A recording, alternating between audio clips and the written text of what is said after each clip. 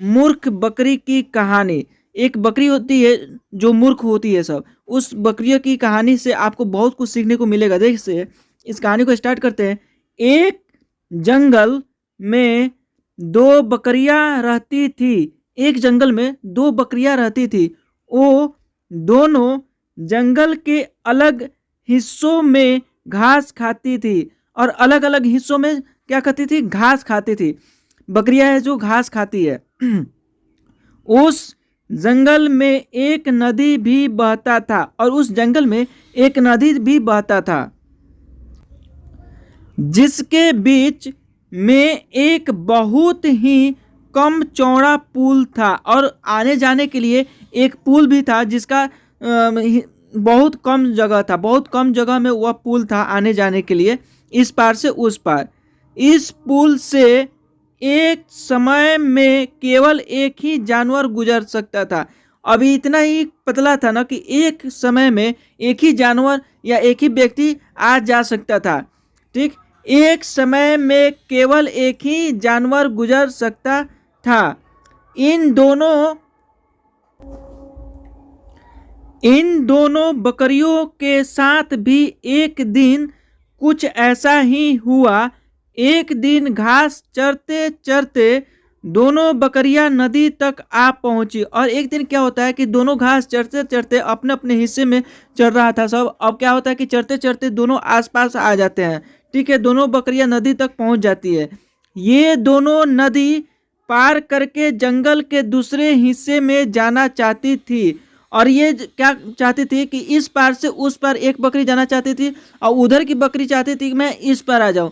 तो वो पुल को पार करके एक जगह से दूसरी जगह जाना चाहती थी। अब क्या होता है, बहुत ही मजा आने वाला है।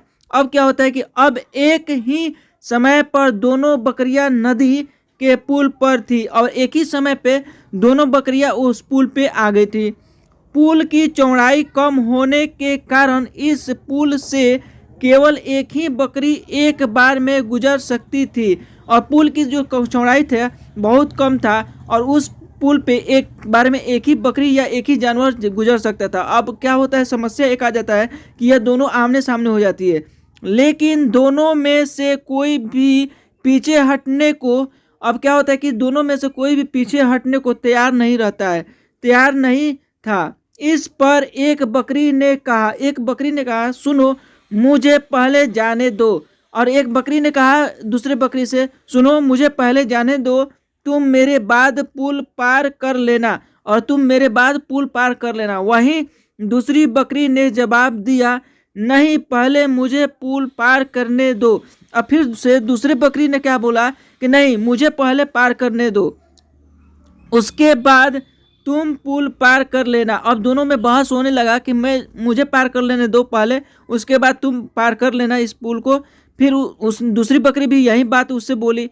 यह बोलते बोलते दोनों बकरियां पुल के बीच तक पहुंच चुकी और यह बोलते बोलते दोनों बकरियां पुल के बीच तक पहुंच गई। दोनों एक दूसरे की बात से सहमत नहीं थे और दोनों एक दूसरे की बात से सहमत नहीं थे, राजी नहीं हुए एक दूसरे के बात से। अब बकरिया के बीच तू मैं शुरू हो गई और दोनों में झगड़ा होने लगा, बातों से तू मैं शुरू हो गई। पहली बकरी ने कहा, पहले पुल पर मैं आई थी। पहली बकरी ने बोला कि पहले मैं पुल पर आई थी, इसलिए पहले मैं पुल को पार करूंगी। तभी दूसरी बकरी ने भी तुरंत जवाब दिया, नहीं पहले मैं पुल पर आई थी, इसलिए पहले मैं पुल पार करूंगी। अब दोनों कहने लगे कि पहले मैं पुल पे आई थी इसलिए मैं पुल पार करूंगी, दूसरी भी पहले मैं पुल पर आई थी मैं इसलिए पुल को पार करूंगी। यह दोनों का बहसी चलने लगा, एक दूसरे से बहस होने लगा। यह झगड़ा बढ़ता चलता जा रहा था और दोनों का झगड़ा ये बढ़ता जा रहा था, रुक नहीं रहा था, रुकने का कोई नाम नहीं ले रहा था। इन दोनों बकरियों को बिल्कुल भी याद नहीं रहा कि वह कितने कम चौड़े पर खड़ी है। अब दोनों को थोड़ा सा भी याद नहीं रहा कि वह पुल का जो चौड़ाई है बहुत कम है। कितने कम चौड़े पुल पर खड़ी है दोनों। अब क्या होता है, बकरियां लड़ते लड़ते अचानक से नदी में गिर गई और लड़ते लड़ते इन दोनों में लड़ाई हो गई थी और लड़ते लड़ते वो अचानक नदी में गिर गई। नदी बहुत गहरी थी और नदी जो है बहुत गहरा था और उसका बहाव भी तेज था तेज नदी बह रही थी, जिस कारण दोनों बकरियां उस नदी में बहकर मर गई और इस नदी में गिर जाने की वजह से बकरियां नदी में बहकर मर जाती है।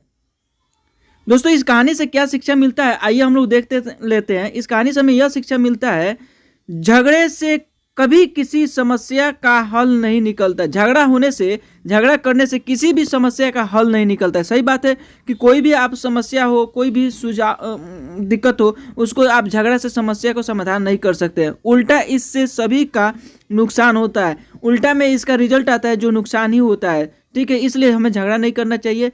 इसलिए ऐसे अवस्था में अगर इस तरह का परिस्थिति आ रहा है, इस तरह का अवस्था आ रहा है, उसमें शांत दिमाग से काम लेना चाहिए,